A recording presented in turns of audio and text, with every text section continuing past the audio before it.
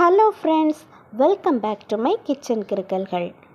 இன்றைக்கி நம்ம கிச்சனில் என்ன பண்ண போகிறோன்னா சிக்கன் கிரேவி. வாங்க எப்படி பண்ணுறதுன்னு பார்க்கலாம். இதை பண்ணுறதுக்கு நான் இன்றைக்கி 2 வெங்காயம் எடுத்து சின்ன சின்னதாக கட் பண்ணி எடுத்திருக்கேன். இப்போது நம்ம கடாயில் கொஞ்சமாக எண்ணெய் ஊற்றிக்கலாம். எண்ணெய் சூடானதும் அதில் ஒரு துண்டு பட்டை, ஒரு நட்சத்திர சோம்பு, ஒரு ஏலக்காய், ஒரு கிராம்பு, ஒரு சின்ன பிரிஞ்சி இலை போட்டுடலாம்.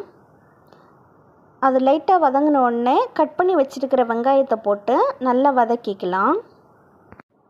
வெங்காயம் கோல்டன் ப்ரௌன் கலர் வந்ததும் அதில் கொஞ்சமாக இஞ்சி பூண்டு பேஸ்ட் போட்டு வதக்கி விட்டுறலாம். இஞ்சி பூண்டு பேஸ்ட் போட்டதும் அடி பிடிக்க ஆரம்பிக்கும். அதனால் ஸ்டவ்வை லோ ஃப்ளேமில் வச்சு மிக்ஸ் பண்ணி விட்டுக்கோங்க. இப்போது 2 தக்காளி எடுத்து அதை மிக்சியில் அரைச்சி எடுத்துக்கலாம்.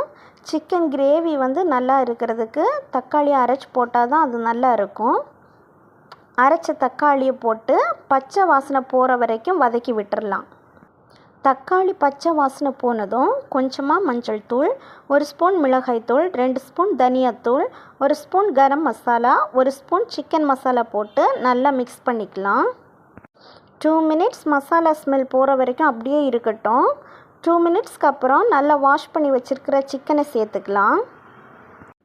சிக்கன் சேர்க்கும் போதே நம்ம உப்பு ஆட் பண்ணிடலாம். மசாலாலாம் சிக்கனில் படுற மாதிரி நல்லா கிளறி விட்டுடலாம். இப்போது 1/2 கப் தண்ணி ஊற்றி நல்லா கலந்து விட்டுடலாம்.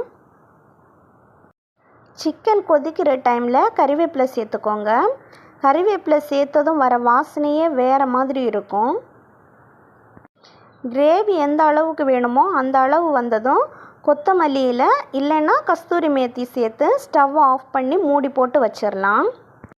என்கிட்ட இன்றைக்கி கொத்தமல்லி இலை இல்லை, அதனால் நான் கஸ்தூரி மேத்தி சேர்த்துருக்கேன். 2 மினிட்ஸ் அப்படியே இருக்கட்டும். 2 மினிட்ஸ்க்கு அப்புறம் ஓப்பன் பண்ணி பார்த்திங்கன்னா சுவையான ரொம்ப வாசனையான சிக்கன் கிரேவி ரெடி ஆயிடுச்சு. கண்டிப்பாக இந்த சிக்கன் கிரேவியை உங்கள் வீட்லேயும் ட்ரை பண்ணிவிட்டு எப்படி இருக்குன்னு கமெண்டில் சொல்லுங்கள். இந்த வீடியோ உங்களுக்கு பிடிச்சிருந்தா லைக் பண்ணுங்கள், உங்கள் ஃப்ரெண்ட்ஸ் அண்ட் ஃபேமிலிக்கு ஷேர் பண்ணுங்கள். நெக்ஸ்ட்டு நான் போடுற வீடியோஸ் பார்க்கணுன்னா கிச்சன் கிறுக்கல்களுக்கு சப்ஸ்கிரைப் பண்ணுங்கள். மீண்டும் இன்னொரு ரெசிபியில் சந்திக்கிறேன். பாய்.